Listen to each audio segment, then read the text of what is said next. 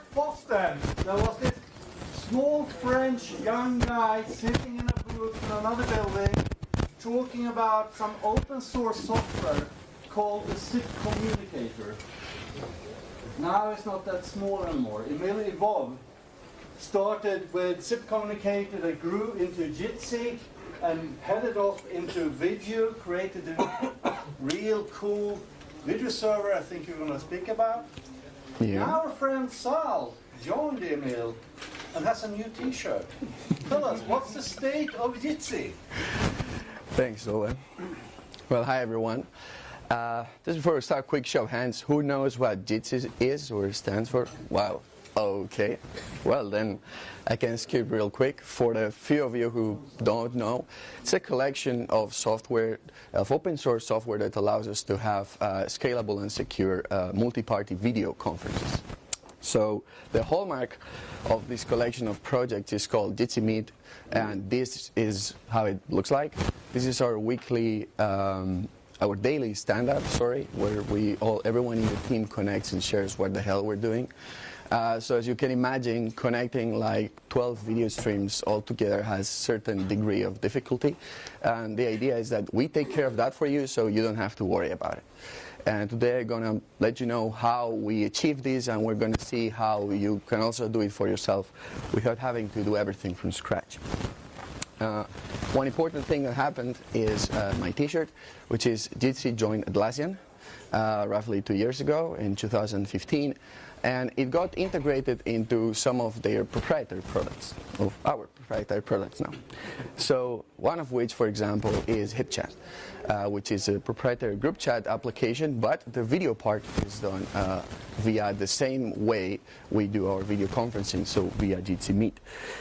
We also have a company-wide all-hands meeting where all the offices connect together, the founders give some updates, some presentations are shared, so on and so forth. So this integration of Jitsi into Atlassian actually empowered us to basically go a little bit further, scale up better, and basically build these things that maybe before we either didn't have the idea to do or necessarily all the tools. Now we have these resources, these needs, and we can do that. And we can do that actually while being a fully open source project, which is a nice thing to keep. Everything is available as open source in the jitsi.org website. We host a bi-weekly community conference call where we share like what's the plan, what we're working on, and actually I'm here today to basically tell you a little bit more about this. But actually it doesn't stop there. So there are other companies, both for-profit and not-for-profit, that are using our tools to build the products. One such company is High5. They sell this hardware and software-based video conferencing solution, and they use one of our pieces of software, the Jitsi Video Bridge. The Video Bridge is the entity responsible for routing the video to all participants and being the smart guy in the room which knows what kind of video has to be routed to what person depending on its bandwidth needs, and so on. Another sort of instance of this is Meet Jitsi is our publicly available instance. So this one you can use to host your meetings, share your desktop. It's fully functional. You can use it. It's hosted by us. And more than that, it has an external API which can be used to embed Meet Jitsi into your own applications without necessarily needing to host the instance yourself if you don't want to do that. One such case is Rocket Chat, which is an open source group chat application which added video support by embedding Jitsi Meet. So we have this high-level API we call the iframe API, which allows you to customize how you want to actually see this multi-party video conferencing, you know, the view, the experience. You can change things around. Maybe the kind of application you have in mind doesn't necessarily need a large view here, and you want to go with just the thumbnails or the film strip as we call it. So you can customize this when you use this embedding API to make your application be, you know, multi-party video conferencing enabled. So what is sort of everything that this thing does, which you may be aware of some of the things and not some others. So We can of course do video, but that video can be your desktop, so we can do desktop sharing. Your conferences can be recorded or streamed to YouTube. For instance, this is how we do the company-wide all hands. We stream it to YouTube, so that way you can imagine that maybe in a different scenario you're like, okay, I need 1 million people to join a room. Well, that might be a bit hard on your Chrome instance, so how about you stream it to YouTube and then you can have as many viewers as you want if they don't need to participate, for instance, or you can watch the recording later as well. It's fully anonymous as well if you want to, so you don't need to basically sign up or put any data out. You just go for it, use it, and that's it. There's an integrated chat in it. We can do collaborative document editing with Etherpad. There's a calendar invitations plugin, which I'm going to show you. This basically allows you, if you're using Google Calendar, for instance, you can schedule a meeting and really quickly create a Jitsi meeting room so that that's where the meeting would kind of virtually take place. We can invite other participants by just sharing the URL, so you can share it via email or whatever other means. And I left the kind of two important ones for last, let's say. So simulcast is the ability to forward just the specifically relevant video to each participant. So in the image we saw before with 12 people, you can imagine that we cannot handle, like, well, not cannot, but your bandwidth cannot handle 12 to 15, let's say, full HD video streams. So what do we do? Well, it turns out that each participant will send 3 different resolutions, and we'll just pick the appropriate one to forward to you. So if you're on the large view, then of course we want you in full HD, but if you're in a thumbnail, we can do fine with a much smaller resolution, which takes a lot less CPU, less bandwidth, and so on. So we use a combination of techniques here, simulcast, a little bit of SVC also to cut down on the frame rates in some cases, and also what we call last N, which means you don't necessarily need to receive all the participants' information because maybe they are not active in the conference, so you can basically skip the non-active participants and only get the last N active participants. And this way you also save, again, bandwidth, CPU. And mobile apps, so that's actually where one of the things we're actively working on right now. We haven't announced them yet, but they are in the Apple Store and the Play Store. You just have to put the right name in, Jitsi Meet, and you'll get the thing. That way, you can just enter the conference room name here. If you have your own deployment, you can enter a full URL, and it will also work. And you just join the conference and participate via your mobile application. Now, mobile applications are also open source, turns out, just like the other things. So you can go ahead on GitHub. Actually, that's where we do all our work in the open, pull request reviews, and so on. And you can either build them yourself if you want to get them from the store. Code is up there. Now, you're probably thinking, well, cool story, Saul, but I want to host it myself. So how do I? So the plan for now is I'm going to start with my destroyed development virtual machine and build it up again so that we have it running and hopefully some of you guys can join the meeting. So this whole thing requires a number of moving parts, a number of components to have our Jitsi Meet infrastructure. You need a web server, you need an XMPP server. Did I say anything about XMPP? Well, not really, but it turns out it's used internally. So we need a setup there, but the idea is that we should do this with as little configuration as possible, so it's more approachable for everyone. So hopefully that's what I'm going to show you with any luck. So, dangerous. Let's see. So let's do mirroring. And the first thing we need is double check that the thing doesn't work. So all I have on my server is Nginx and some SSL certificates in a folder. This is my server. There are many, but this one is mine.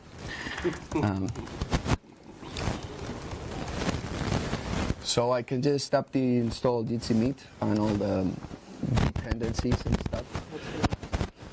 This is a Debian. This is an Ubuntu system. So we have packages for Debian and Ubuntu. So we have to enter some information, like on what domain we're hosting this. This will create the necessary configuration so it is reachable via Nginx.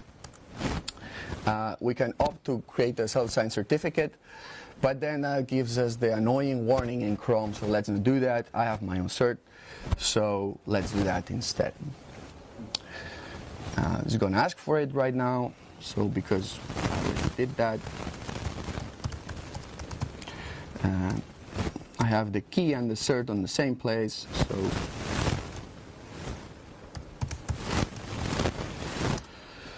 we install it, and we should be off to the races. Well, turns out we are. So let's join the room, and let's call it FOSDEM. Can anyone in the room with a laptop join me here? Ule, Iñaki, Jose, hello?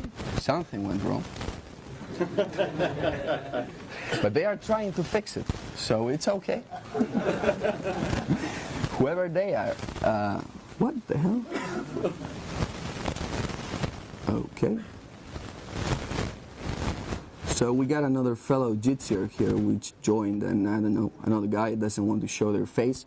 So this is the main Jitsi Meet interface. Okay.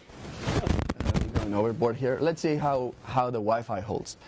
So what can we do from here? Well, so if you're collaborating with multiple people, you may want to, you know, take turns and like raise your hand and stuff when you want to do something.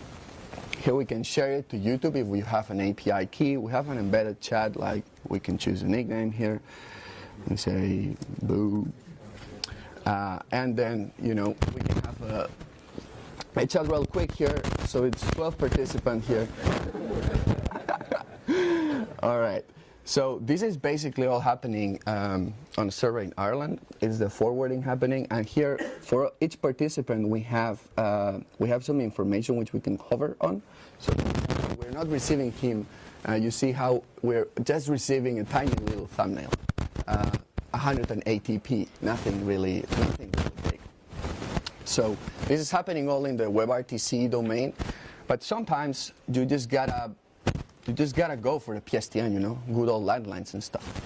So we also have a gateway in the past, which is called Jitsi. It stands for Jitsi Gateway for SIP. And that way we can actually join via SIP. So we need to configure a SIP address. That is the one which is going to receive incoming calls. So I have like a SIP address from a French operator of everyone, and let's see, there's a default room configured, so I'm going to exit this FOSDEM thing and I'm going to enter my SIP test room. So my microphone is back. Why? Oh, to hell.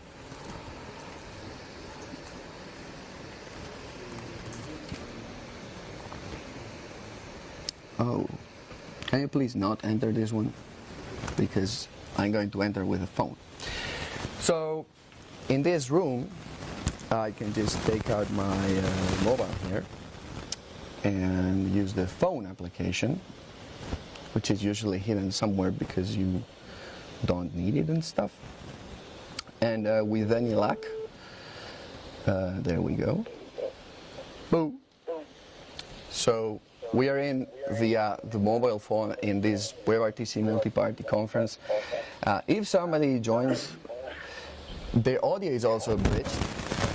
So everybody, basically, what Jitsi will do is receive all the audio for every participant, mix it in, so we have it in here. So this way, we can really easily branch out to either old SIP, legacy SIP devices, even the PSTN, whatever, and you can use it. It like that old IBM ad said, it connects anything to everything.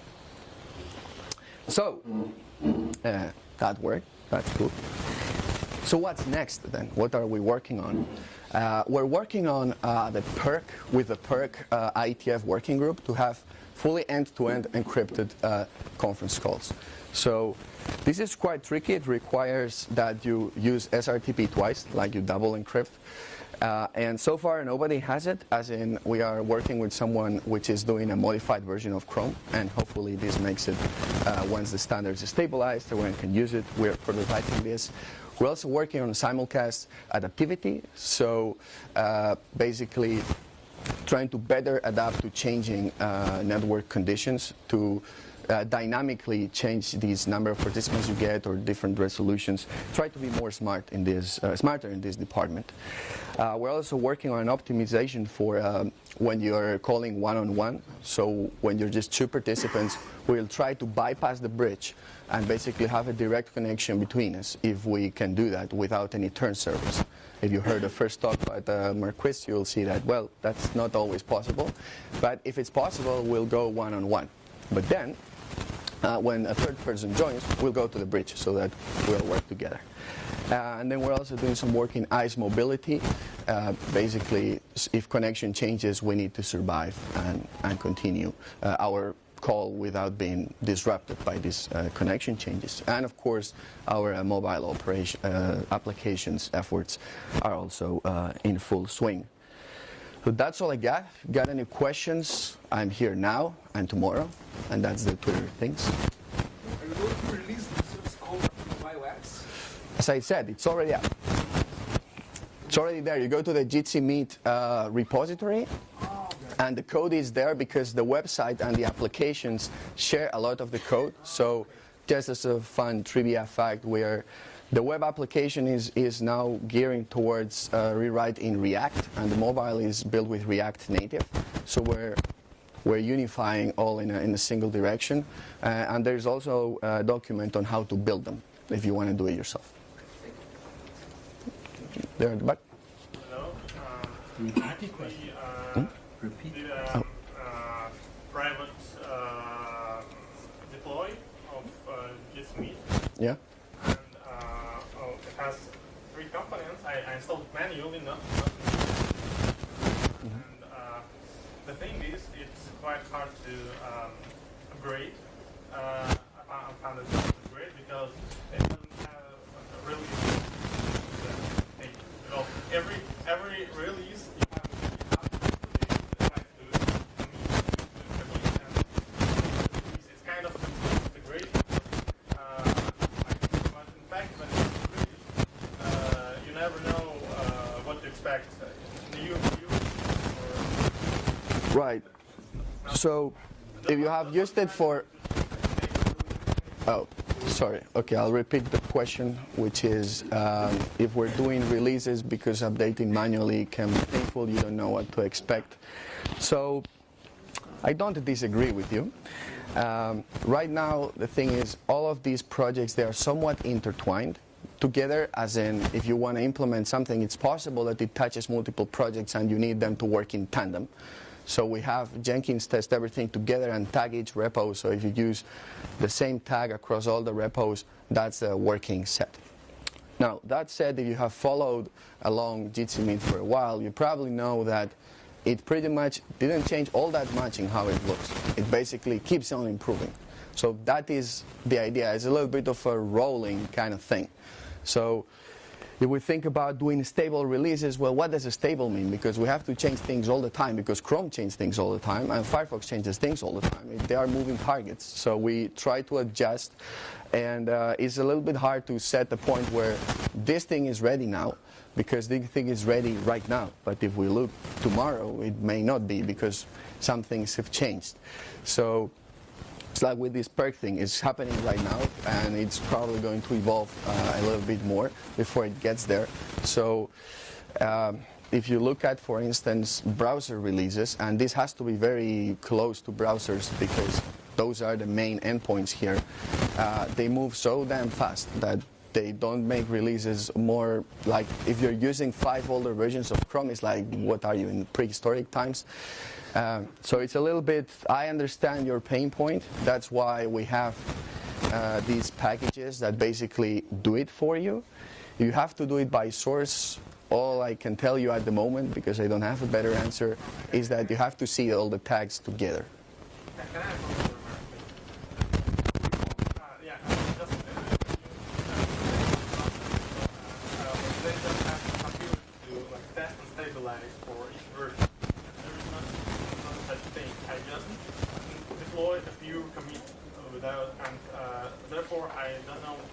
this can be introduced, any issues or not?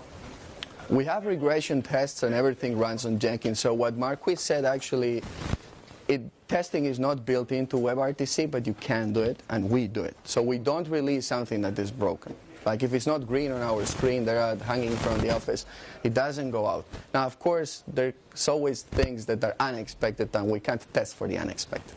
We're not perfect yet. One more question. Do you have any plans for the gateway to support the audio? Yes, we do, and it should be coming up soon. So I have been personally working a little bit on that, on one part of this.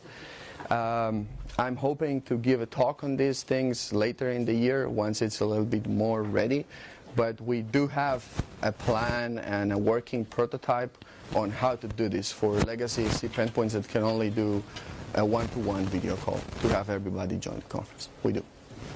Okay. Then I would like